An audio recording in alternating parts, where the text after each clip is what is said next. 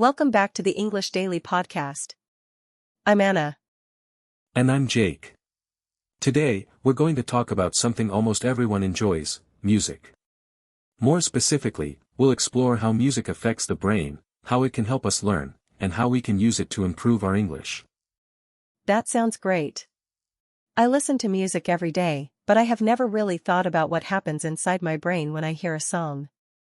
Is the brain actually working hard while we are relaxing? Absolutely. When we listen to music, many areas of the brain become active at the same time.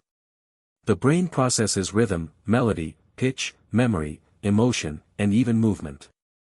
That is one reason music can feel so powerful. A song is not only sound, it is a complex experience. Let's explain a few useful words before we go further.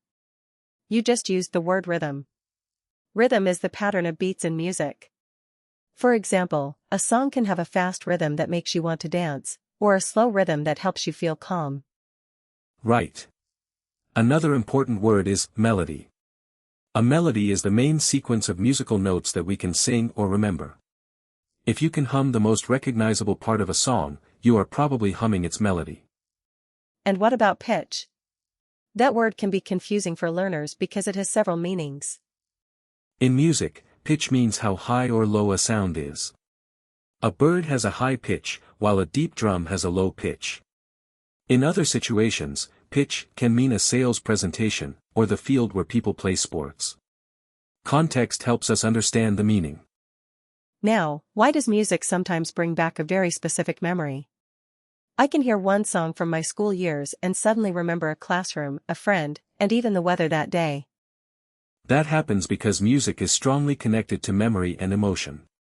When an experience includes a powerful feeling, the brain stores many details together. Music can act as a key that unlocks those details later. The song does not literally contain the memory, but it reminds your brain where that memory is stored. The expression unlock a memory is useful here. It means to help someone remember something that was not immediately available. We can say, looking at my old photographs unlocked memories of my childhood. Exactly. Music can also influence our mood. A lively song may make us feel energetic, while gentle music may help us slow down. However, the effect is not identical for everyone. Personal taste, culture, and past experiences all matter. That is an important point. A song that relaxes one person might annoy another person.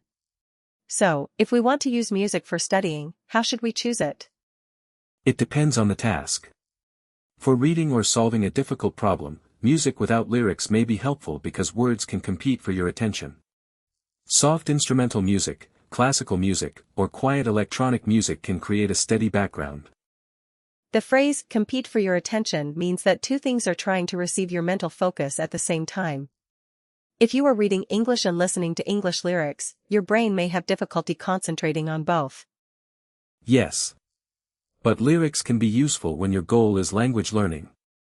Songs expose you to natural pronunciation, contractions, informal expressions, and repeated vocabulary. Since a chorus often repeats, you hear the same language several times without feeling like you are memorizing a list. Let's give our listeners a practical method. First, choose a song that is not too fast. If every word disappears into one long sound, it may be frustrating. Second, listen once for the general meaning. Do not pause after every word. Try to understand the situation, the emotion, and the main idea. This skill is called listening for gist. Gist means the general meaning, not every small detail. That is a very useful listening strategy. Third, listen again with the lyrics. Mark words you do not know, but do not look up every expression immediately. Guess from the context first.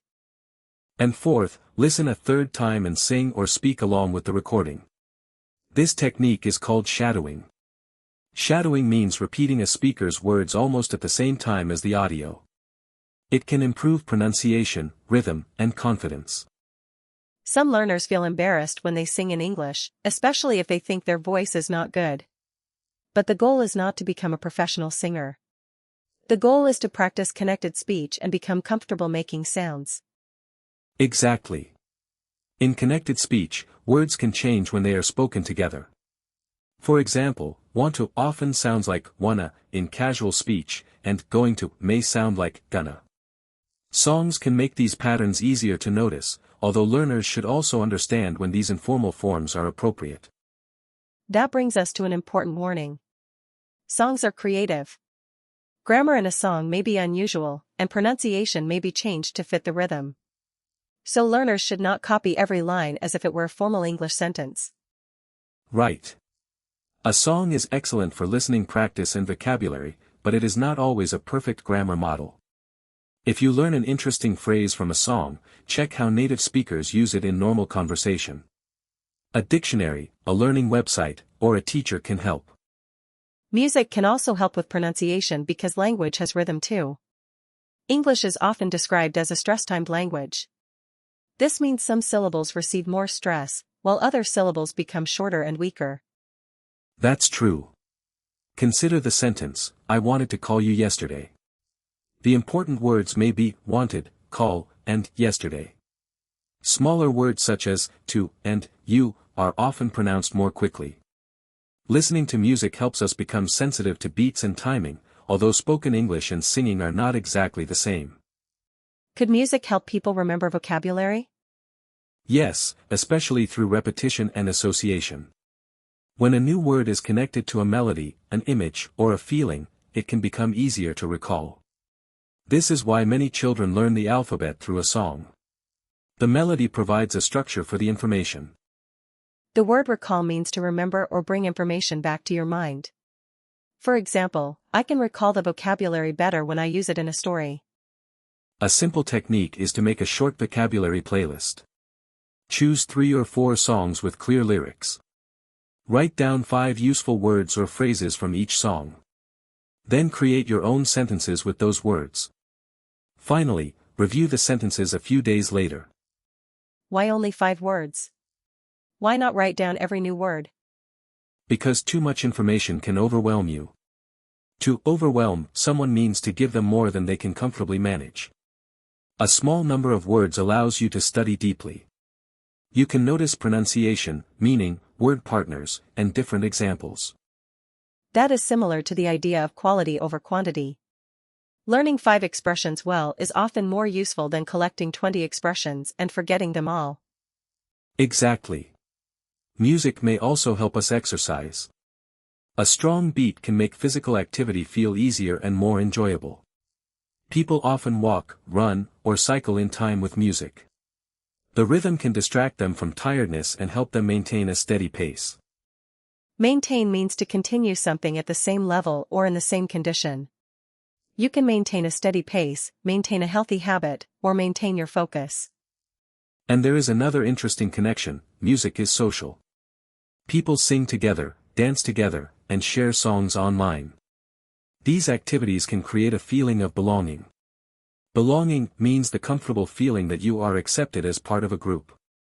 That is especially valuable for English learners. Sharing music with a friend can create a reason to communicate. You can ask, "What kind of music do you like?" or "Which song reminds you of home?" These questions lead to meaningful conversations. Let's practice a few music-related questions. Anna, what kind of music do you usually listen to when you need to concentrate? I usually listen to instrumental music with a slow, regular rhythm. What about you? I prefer music with a gentle melody, but I turn it off when I need to write something difficult. I find lyrics distracting when I am choosing precise words. Distracting describes something that takes your attention away from what you are doing. For example, a noisy room can be distracting during an online lesson. Here is another question: is there a song that brings back a strong memory for you? You can answer with, yes, there is.